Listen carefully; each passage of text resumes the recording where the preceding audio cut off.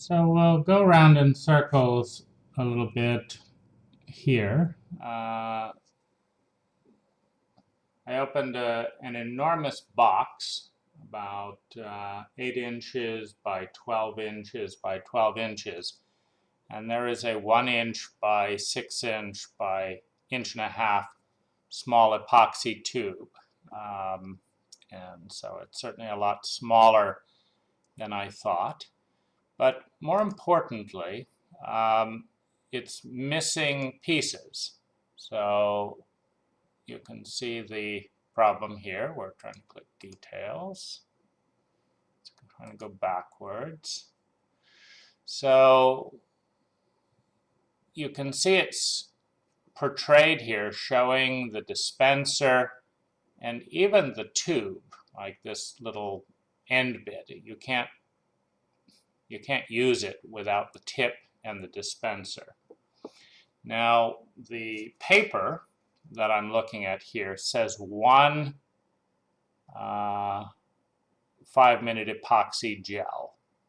That's what the paper says. It doesn't say dispenser. That's what Amazon says. So the first thing I tried to do is return the product because it's $49 for basically a $5 epoxy amount of tube. You can go down and buy 5-minute epoxy at the hardware store for $5. What this looked like was I was looking for a caulking tube because they actually make big dispensers with a caulking tube with special caulking, and they're about 10 times bigger than this. And it makes sense because if you buy a single caulking tube that's a foot long and several inches wide, it'll cost you about $22 to $25. So $46.05 for a double container looks about right. It's very difficult to look at something like 50 milliliters. What is that exactly? Because they don't give you measurements. So, anyway, obviously a little frustrating. But, it says with dispenser, and it arrived not only without a dispenser, but without a tip, despite the giant box. So what do we do? Well, my first thing is I'd like to return. So return items. Now this is when Amazon surprises me. They did not say that this was ineligible for return.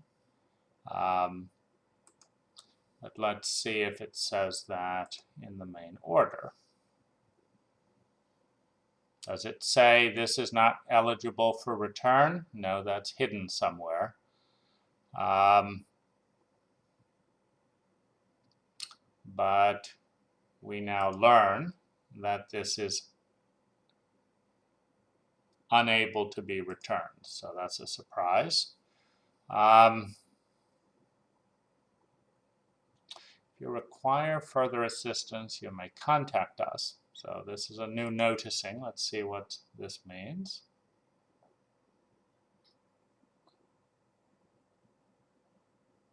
What's this? Well, let's give this a try.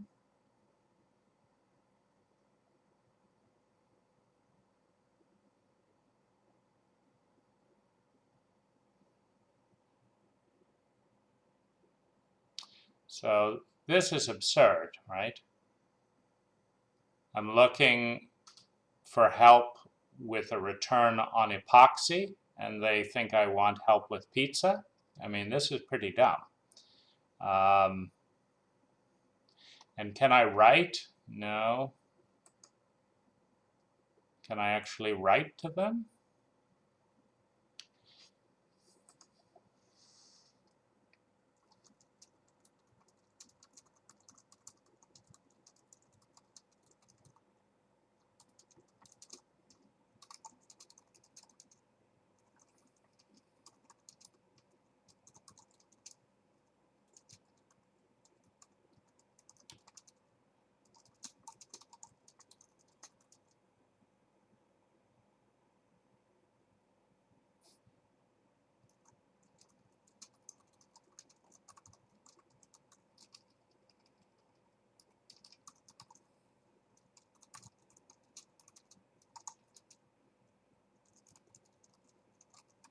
And we can see if this is at all helpful because so, in other words, this is not chatting with anyone intelligent. This is chatting with an idiot who can't even correlate the order because it's an algorithm. So we cannot contact them. It's not eligible for return. Now, if we say a problem with the order, this is the new trick. Missing items or parts. You are not eligible to request a refund because they won't allow me to start a return. I'm not asking for a refund. I'm asking for the parts that never arrived.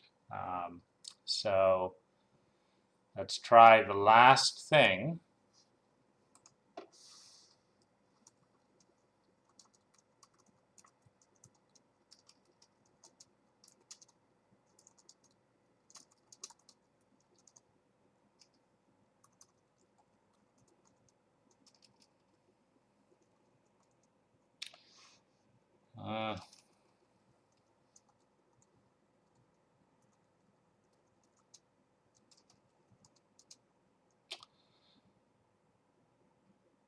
That came with neither. It's unusable. And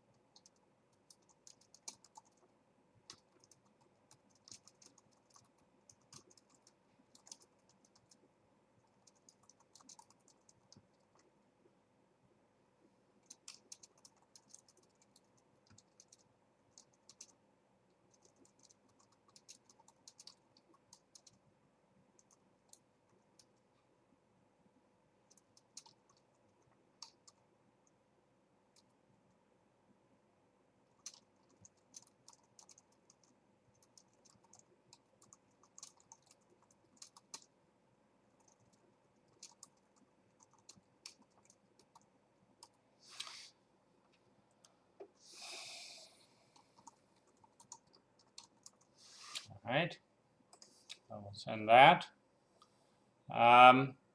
So we'll see if we get anywhere. But these are 3 flaws in this particular video. 1, no upfront statement that this cannot be returned.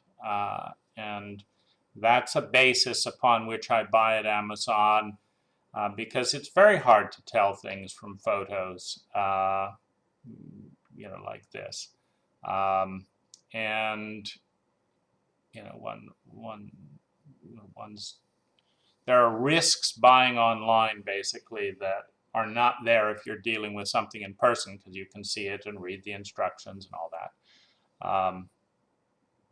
And so if Amazon deviates from a core policy, I'd like that in red at the top of the order. So that's the first glitch. The second glitch then is sending the piece without all the parts, and then the third glitch are the runarounds that we just saw. Those are 4 or 5 glitches. Just a tremendous amount of waste and unnecessary irritation.